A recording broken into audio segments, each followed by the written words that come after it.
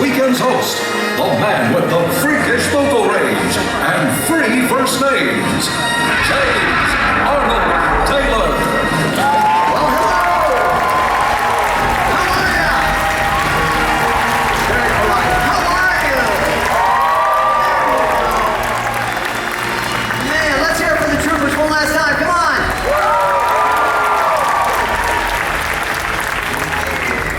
I have a bad feeling about this. That's not good, is it? Welcome to the Stars of the Saga talk show. I am your host, James Arnold Taylor, and it is a great privilege, thank you, a great privilege to be here. This is my 4th year hosting Star Wars Weekends. Anybody here the last 4 years? Yes? 1 or 2 of you? Great fun. Now, for those of you that may not know, you go, James Taylor, James Arnold Taylor, James Taylor, I've seen fire, I've seen rain. No, not that one. I'm a voice actor. So what I do is I spend a lot of my time in little padded rooms talking to myself, you see. And that is the life of a voice actor. But people always want to know, once they find out that you're somebody that does voices in cartoons and things, well, you know, they ask that question. Have I heard you in anything? In which case I always say, well, I'm the voice of Obi-Wan Kenobi and Master Plo Koon on the Clone Wars. But did you know I'm the voice of the leader on Hulk and the Agents of Smash? And of course I'm Poppy on Doc McStuffins. Yabba Dabba Doo, Fred Flintstone too. And Johnny Test is awesome. The voice of animation domination on Fox. I even be the skull right here at Disney's Hollywood Studios, the legend of Jack Sparrow.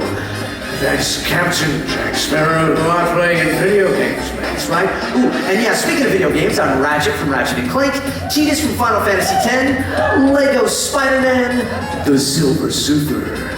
I'm Professor Charles Xavier. I'm even the voice of all the villains. Now, sometimes celebrities can't do their own voices, so I fill in for them. Like, well, wait a second, Michael J. Fox is Stuart Little, and of course, Milo Thatch in Disney's Atlantis: The Lost Empire. I'm Jay Baruchel, and Christopher Mintz-Plasse for Fish Lakes, and Hiccup in How to Train Your Dragon. But I'm also Andre the Giant for the Princess Bride game. I've been Andrew Garfield as Spider-Man, and it's crazy. Brave, I mean Ben, Christopher Walken. Yeah, when he can. It's crazy. I'm the voice that tells you what's now available on DVD and Blu-ray to use only as directed. So buckle up and drive safely. Offer expires November 13th. See store for details. Batteries not included. 777 requirement. EIC. Joel, this is. Thank you. Thank you very much. So, see, it's kind of a little secret life being a voice actor. You get to be all these different characters, and I hope if you enjoyed that, you might come back here at the Premier Theater at 7:30 tonight for my show, which is called Obi-Wan and Beyond. I'm going to do a bunch of different voices. Have you seen it? Everybody seen it before? Thank you. You tell people next to you to go see it. It's a lot of fun. And then you go later and you finish the show with the whole Symphony of the Stars fireworks, and you've had a fantastic Star Wars weekend. But right now, do we have a fantastic show for you. I am very excited about this one. And are you guys excited? We've got Darth Maul here, Ray Park. Pretty cool? Yes. We've got John Ratzenberger here, Major Darling. Can you believe it? Oh, there is someone else that wanted to give you a little message. He couldn't make it because he's busy, but he asked to play this for you. Take a look at the screens.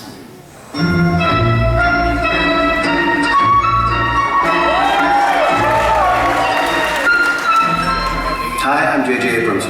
I'm in London working on the new Star Wars movie. Otherwise, I'd be there with you today. I can't tell you what a thrill it's been over the past year working with this incredible team, helping build these worlds, creatures, costumes, designs, seeing everything come to life. I can't wait for you to see it. So I'm sorry I can't be there with you at Star Wars Weekend, but I hope you have a great time. Thank you, and look forward to be with you. Excellent, pretty good, yes? I think we're a little excited, just a little excited for what Mr. Abrams is doing there. And I am very excited to bring out our very first guest. He is an action superstar, a champion martial artist, and he's also known for bringing to life one of the most, just greatest, kind of loved dark villains in Star Wars. Take a look at the screens.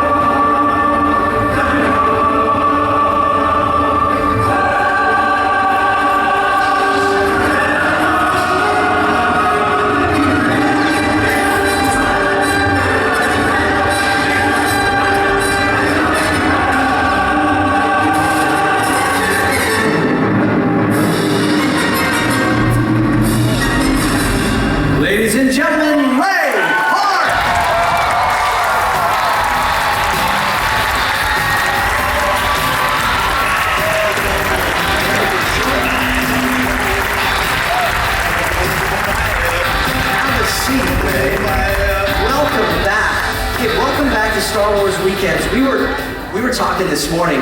This is like 6, 7, 8 times. I mean, it's something. Maybe 8 times that you've been here at Star Wars weekends. I like this. You like this? It's the desk, yeah. So we make it a little more official here. It's like a talk show. I've got my little microphone, and I've got a little PT Flea right there. You now want to James on the We'll probably get to that later, right? So, we have always had fun. You and I have always had a good time here. In fact, last year, I don't know if you remember, we did some phony photo moments. And you remember we had Warwick Davis here, and we had Jeremy Bullitt. There's you with Jeremy. Having a nice, I was just kind of, that was, I don't even want to know what was going on there.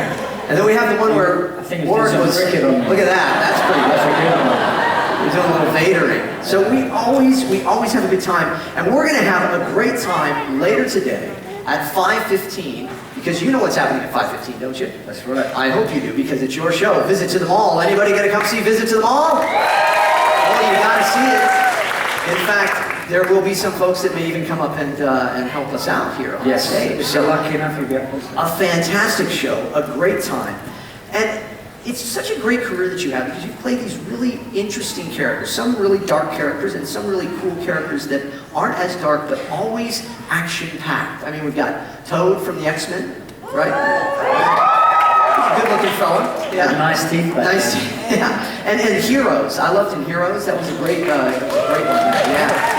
I got to grow a beard for the first time because oh really? It took me a while to grow facial hair as a young, as a guy. And tough guy like you. Come on. It's just weird. I was still a baby, and it was really nice to grow a little beard and have a mole. And you didn't have to shave everything off, which is nice. And then the Headless Horseman, you had to shave a really tight shave with the Headless Horseman. That was crazy. It was crazy because Christopher Walken's double in that, and I've doubled him as a boy, so we're like one Christopher Walken right here. Snake Eyes, though, I think one of my favorites. Huh? And you have a new film that is out, just came out, Jinn. Jinn. Yes. Can you tell us a little bit about Jinn? Yeah, Jinn is really like the boogeyman or the mystical creature or genie. And there's good Jinn and bad Jinn. And I can't tell you which one I played, but it was a great movie to sort of work on, and it's like a supernatural thriller. Yeah. There's a cool car in it. Look at that. You're very mysterious. That's evilly, maddy, crazy there. Okay, excellent. Yes, so we can look for that, and that'll be a lot of fun. But back to the world of Star Wars, because that's really why we're all here, isn't it? We love Star Wars. And even more importantly, we love Darth Maul, right? That's what I want to know, Ray. How is it that we kind of, we love this character? He's really this beloved villain. And, I give you a lot of credit for that. Why do you think that is, though? You know what, it took me, for many years now, I still, like, why is it with I used to think that was because of me, But it was like, I think really, when I was a kid, I never ever rooted for the bad guy. Really? I was always a good guy. It was always, whenever I watched any action movies, it was always the good guy.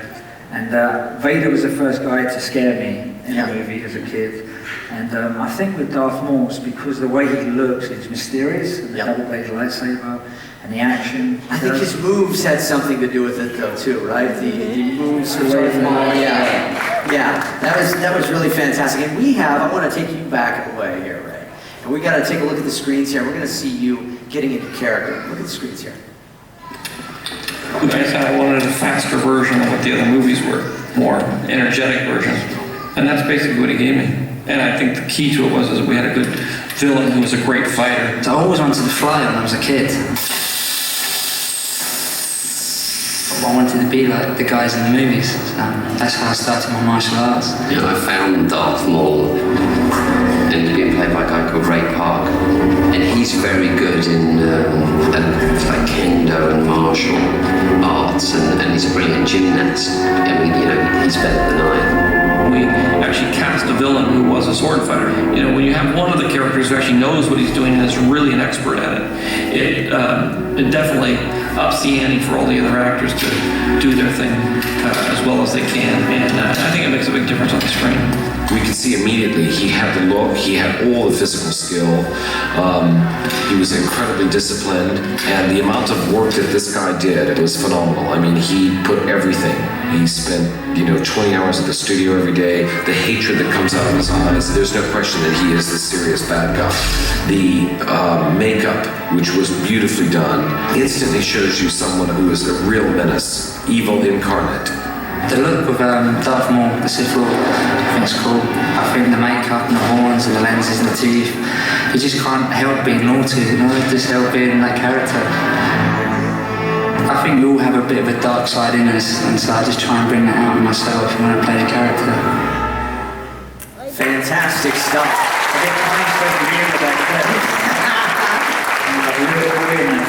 Yeah, is it weird to look back at some of that? Yeah, it's like weird to look back at me like Well, I'm always asking you questions here, but I thought it'd be fun if we got some questions from some folks. Now, I've been online asking people to ask us questions, so let's do some questions from the council there. What do you think, guys? And now, questions from the council. Now, any of you on Twitter and Instagram and all that, the Facebook and all the crazy, are you on the crazy social media? Okay. Well, okay. So if you hashtag ask SOTS, Stars of the Saga, you can ask a question maybe for tomorrow's show with Ray Park or with John Ratzenberger. But I've got some questions for you right now. You mind answering a couple of these? Okay, so we've got one here that is, see, I like this question. It is, did Darth Maul know how to use the Force lightning? That's a good question. Yeah, or was it just so cool that, growing up watching Vader, he had that famous choke, he could do anything, and that was one superpower that I wanted to have as a kid. And so when we were filming, a lot of it was all action, and I got to jump around and do lightsaber stuff. Yeah. So I asked George, when am I going to get to use the Force? I want to use the Force, I want to be like Vader. Yeah. So I remember George saying to me, and it was in the aircraft hangar scene where I get to sort of use point my fingers, a Disney point, and point it towards the door. And it's my best one. I think we have that. Do we have that scene? I think we might have that scene. Just for like a real quick shot of it. There, yeah, look at that. Pretty cool. Yeah. And you did it like a Jedi might be kind of like, you were like, no, look at there. There's a bomb there. I thought of my dad, when he was telling me, go to your room. That's great. Okay, can we do another question? Sure. Okay, we got another. Oh, this is a good one. Okay, this is interesting. What styles of martial arts is what they're asking? Do you use the most, and is there any that you'd like to use? So what would be like the most used style for you? Because you are a master of many different martial arts. But I think what really comes out in my play whenever I'm doing stuff is I used to love pretending to think I could break dance and body pop when I was younger. Okay. But my Chinese martial arts and wushu. So I think a lot of the wushu comes out in everything I do in movies. So you kind of blend it in. And Darth Maul has a lot of wushu in him. Yeah, a lot of wushu, a lot of finesse, a lot of showing off. Is it a lot? Could you teach me a little something here? Well, we did. Sure. Let me show you how it's done there, right? You're gonna puff out your chest. Okay, puff out my chest. Yeah, it's all right. Okay. Now you got it. Okay, just go off a horse. Okay. Yeah. Okay. All right. And bring your hands up like this. Hands up. Okay. And it's all in the chest and the head. Okay. Okay. So it's like you step back. So as if you have the Force. Being a Jedi, you should. Yes, I understand the Force. Yes. Okay. So you have it from here. Open up your hands. Open up my hand. And then at the last moment, you're going to snap it to the front. So you're going to look at your right hand and then go. There you go. Yeah. See, I get all excited about it. Yeah. Okay. Oh, that's great. But now on was it Mortal Kombat? Yeah. You kind of created your own. Yeah, right. Because what it was, Mortal Kombat Annihilation was my first movie job. Anybody see Mortal Kombat? That was pretty cool. Yes. Whereas what I just showed you here in the wushu, I would have gone like this and done that. Yeah, that's neat. So I sort of tried to break the rules a little bit, and I was sort of faking it along the way. Like, I can't believe I'm on this movie. I'm doing this. So I just sort of came up with the Elvis Bruce Lee, like that. And, thank you very much. And Elvis Bruce Lee. And the stunt coordinator said, okay, Ray, I want you to teach the Ray. And I said, what's the Ray? And he goes, the Ray, the thing you do with the head. So it became its own thing. The Ray. Excellent. You know, this feels kind of like a little something that we've created. I think you might enjoy. I think it's time for a Darth Maul face-off. Yeah. It's time for a Darth Maul face-off. Yeah. Now, I had some fun going out into the park and seeing who would do their best Darth Maul and see if maybe, kind of compete with you and your Darth Maul. So let's throw it to James out there, our outside correspondent. Thanks, James. Okay, we are out here for a Darth Maul face-off. Let's see if some of these younglings can beat Ray Park in a face-to-face duel. Okay, I'm here with Spencer. And Noah. Spencer and Noah. Give us your best Darth Maul face. Ray Park. To a duel. To a duel. A Darth Maul face-off. A Darth Maul face-off. Wow, I'm actually kind of scared. Let's harness the Force. Give your best Darth Maul face. That's a good one. All right, Ray. I'm here with Casey. And Casey is going to give his best Darth Maul face. You ready? You summon the Force. I think you can beat Ray Park in this. Ready? All right. Give him your best face. Excellent. Oh, yes. Ray Park is no match for Casey.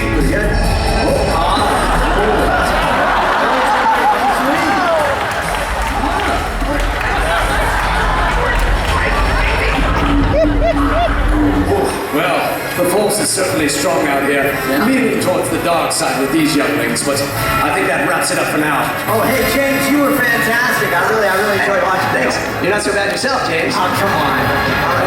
Okay, see you later. All right. Hey, pretty good stuff. Does anybody here think they might have the power to face Darth Maul right here, right now? Is there anyone? If I were to grab one person who could really harness the dark side of the Force and be a match for anyone? Yes, you. Come on up, right there with the Stormtrooper shirt. That I have a bad feeling about that right there. Yes, come on up. Let's give him a round of applause as he makes his way up for a Darth Maul face-off. Come on up these stairs here. You sure you want to do this? Ready? Are you ready? Do you think you can handle this, right? So we'll see who, and I'll put my hand over each one of them. You vote to see who's got the best. What's your name? Jake, nice to meet you, Jake. Okay, now this is Ray Park, Darth Maul. All right, I want you to summon the Force, strong as you could, and you give him the best evil. Oh, I don't want to season it myself, but you go ahead. You got it? You ready? You good? Okay, here we go. And then Ray, you see if you can beat this. Okay. All right. Anytime, and you face the audience there and show them your best Darth Maul face. Oh, he's doing the stare. It's harder to do with that guy right there, isn't it? There, ready, do it again. Okay. You know what? That face you did, the face you just did there, as you, is a good Darth Maul face. Okay, just face to face then. You guys go face to face. Look at each other and then give it a big stare. Give me, ready? All right, ready? He looks very scared. Nose. Okay, right there. Okay, bring it in. All right, and we got him. I think Ray Park's the winner. What do you guys think? Yes. Jake, good job, man.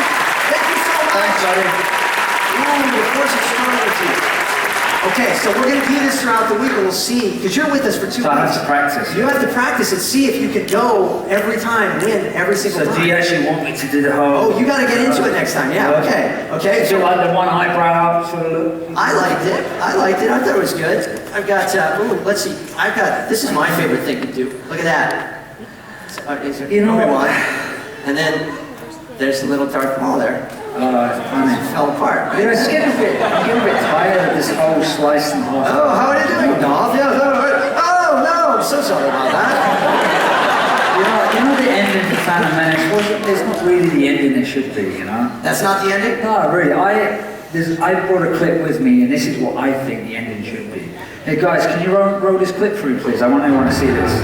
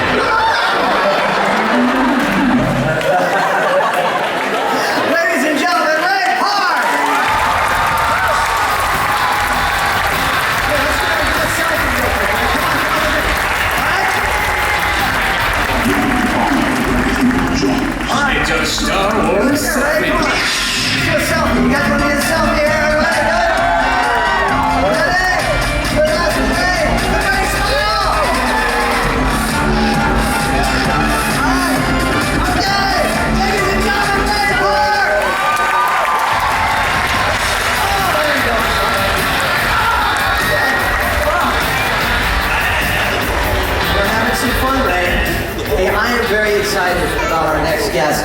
He is an actor, he is a voice actor, he is seen in television, in films, everywhere. He is a superstar, and we are so blessed to have him here now. Ladies and gentlemen, take a look at the screens.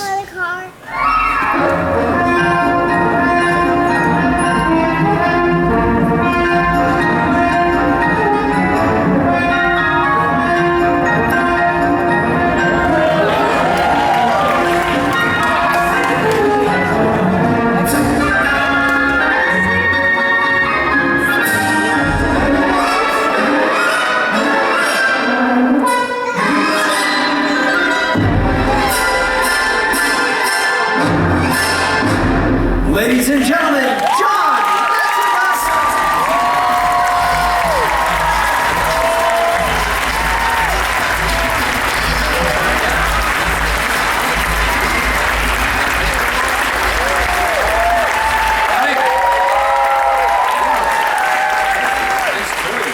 You like those toys? Oh, yeah, sure. Those are little plushies. You know something about these. John, thank you so much for being here with us. This is just an honor to have you here at Star Wars Weekends. Well, thank you. Yeah, we have wanted to have you here for so long. It's the happiest place on earth. It is the happiest place on earth. And you're quite familiar with Disney.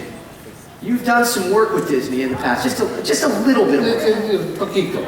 Yeah, for the last 19 years I've been working with Pixar. Now, does everybody know that John is in every single Pixar film?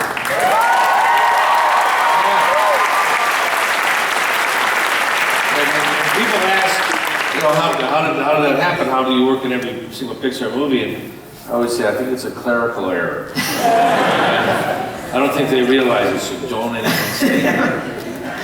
They go, yeah, John would be good. Let's get John in this one. He hasn't been in anything there yet. So now, did you know John Lasseter beforehand, or how did that all come about? No, we met at the first recording.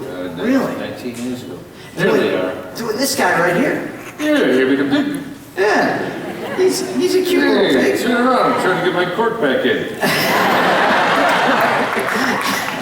What's one of the others? P.T. Yeah, way to go, I know.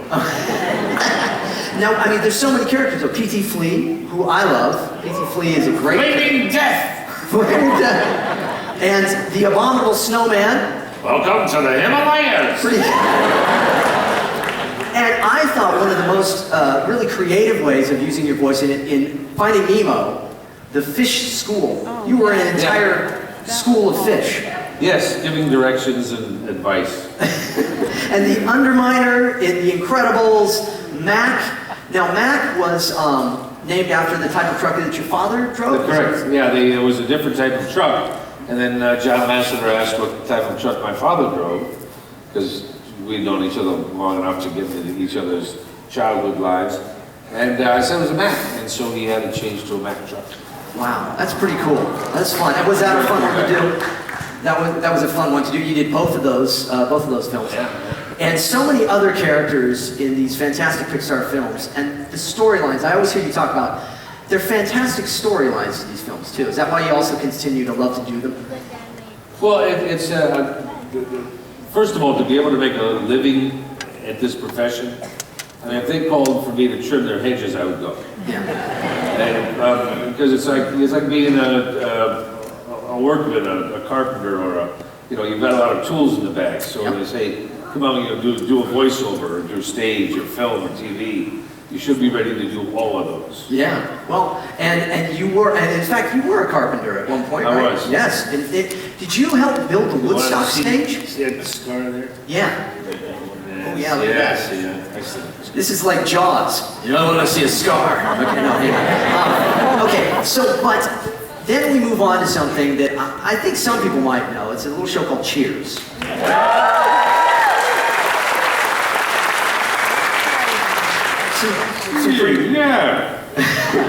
Pretty good fond memories of that one? Yeah, it's like collecting the brass ring. Yeah. I really had to pinch myself because at times I'd sit there and think, they're paying me to sit in a bar and crack jokes. For 11 years. 11 years. Imagine going through the newspaper, the want ads, saying wanted, somebody to sit in a bar for 11 years, crack jokes. And the thing that I don't know if everybody knows about, you originally auditioned for Norm, but No, it wasn't. There wasn't a part of it.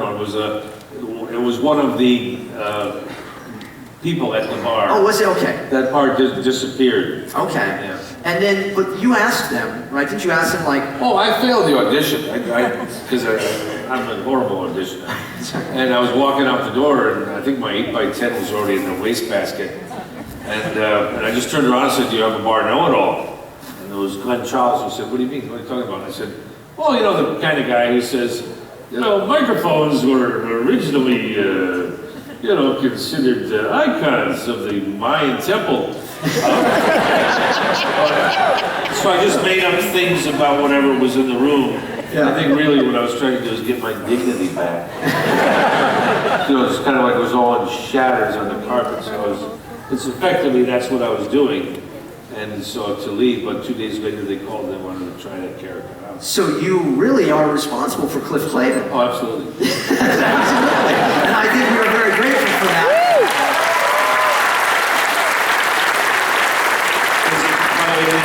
Traveling to or through Washington, D.C., Cliff's uniform is in the Smithsonian Postal Museum. Is that right? Yeah. That's fantastic. Cool. And something that I think is fantastic is your new show, American Made.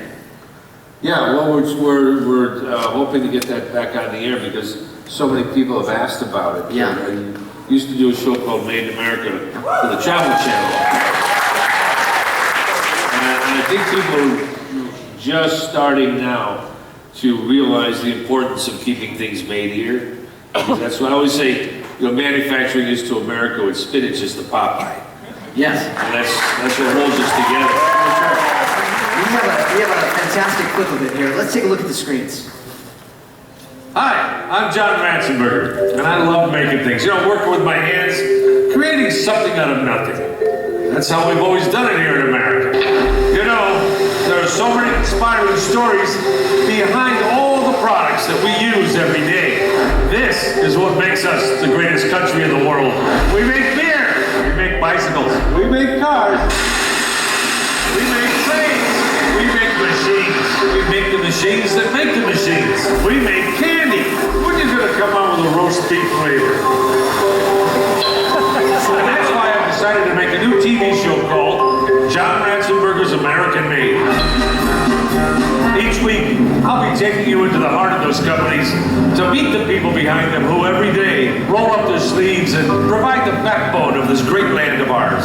You know, it's amazing. Glass, it's made from sand. Oh, good choice.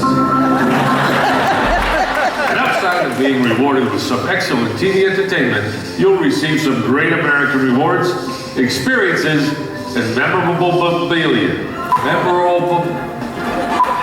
Some really good stuff.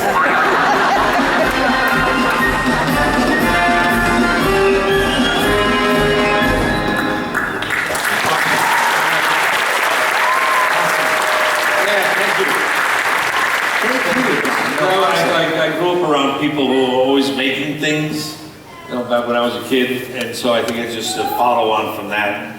Because I was always tinkering as a kid, pulling radios apart, old television sets. My mother wasn't really crazy about that, especially when she wanted to turn on the radio and there's nothing inside of it. You could have just done all the voices for it, though. What's that? You could have done all the voices for it then instead. Oh, sure, yeah. Get into the radio. Hey, now, I would be remiss if I didn't ask you about this little movie called Empire Strikes Back. I've heard of it. Yeah. Now, I don't know if you know you're in that. Yes. Yes, indeed. How did that come about? Well, I was living in England. And, okay. At the time, the dollar was very strong against all the other currencies in the world. And so they were making a lot of movies in Europe from American companies. And I happened to be living there. There was a handful of us, maybe about a dozen American guy actors. And so it looked like we were just about in every film. So I ended up doing Empire Strikes Back, Superman 1 and 2, Gandhi, Bridge Too Far, Yanks, and a bunch of others, but only because it coincided with, you know, the economic times. Sure. And I was about the right height and weight, and then looked good in the uniform. Yes, indeed you did. I became America's leading uniformed actor, even right up to Cliff. That's true, you're always in a uniform. I hadn't thought of that. But you know, now people always go, well, where were you in Empire Strikes Back? I think it's really pretty obvious. George made it pretty obvious. We have that clip there, right? Where's John? Take a look at this. Yeah, it's All easy. troop carriers will assemble at the north entrance. The heavy transport ships will leave as soon as they're loaded. Only 2 fighter escorts per ship.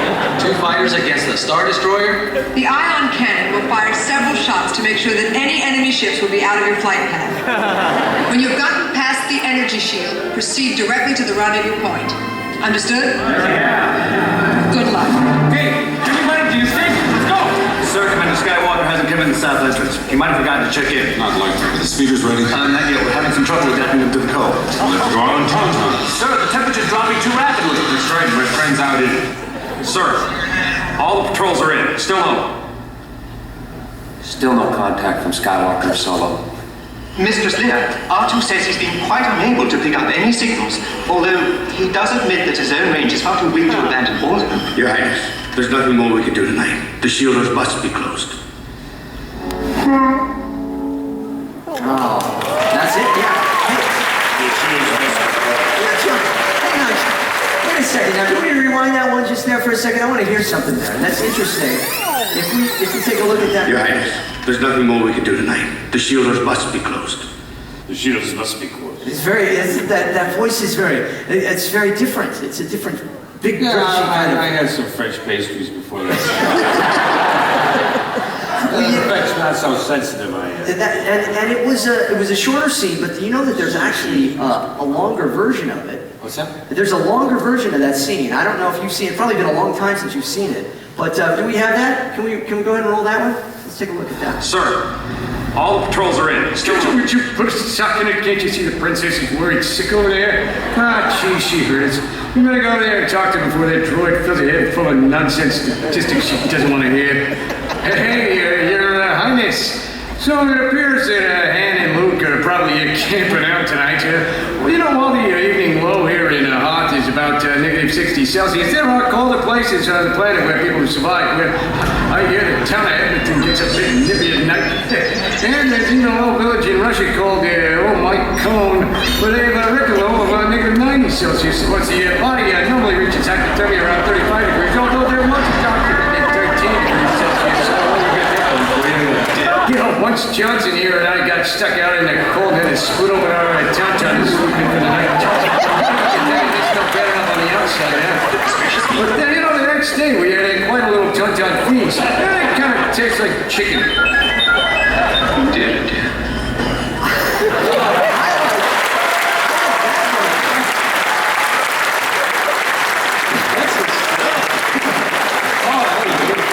Should have made it in the first place.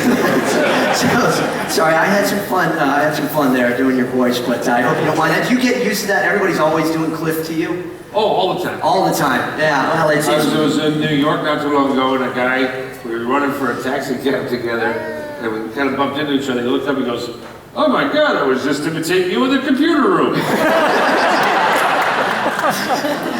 It's great fun. It's fun to do. And ladies and gentlemen, let's give it up for John Ratzenberger.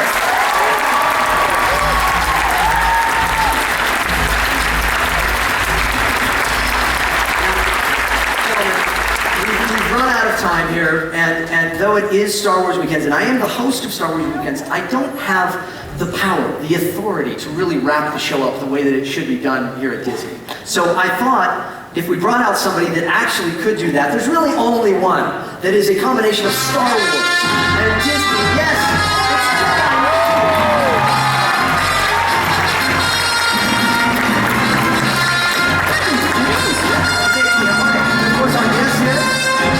Great to see you, John. Welcome back, right? Okay.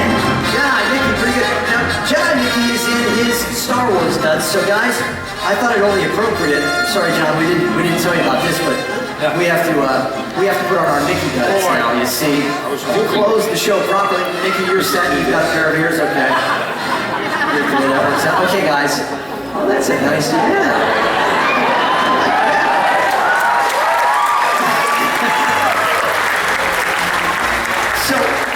Mickey, would you mind helping us close the Stars of the Saga Talk Show?